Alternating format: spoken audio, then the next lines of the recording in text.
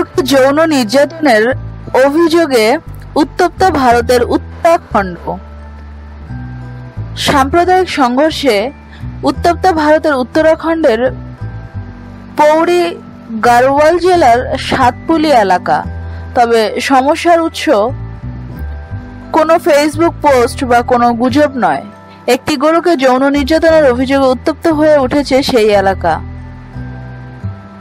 জানা গেছে, অভিযোগে ৩ সংখ্যালঘু সম্প্রদায়ের এক যুবকের বিরুদ্ধে ২৩ বছরের ওই যুবকের বিরুদ্ধে থানায় অভিযোগ দায়ের করা হয়। পাশাপাশি তাকে গ্রেফতারের দাবিতে বিক্ষোভ চলতে থাকে থানার সামনে। ঘটনার প্রত্যক্ষদর্শীকে নিয়ে প্রতিবাদীরা হাজির হয়ে যান থানায়। এদিকে এই ঘটনার জেরে সাম্প্রদায়িক সংঘর্ষ শুরু হয়। যদিও অভিযুক্ত যুবককে গ্রেফতার করেছে পুলিশ। পুলিশের তরফ থেকে এলাকায় শান্তি বজায় রাখার অনুরোধ করা হয়েছে। পাশাপাশি মোতায়েন করা হয়েছে বিপুল সংখ্যক পুলিশ বাহিনী। নিত্য নতুন এসব তথ্য জানতে আমাদের সাথেই থাকুন এবং সাবস্ক্রাইব করুন।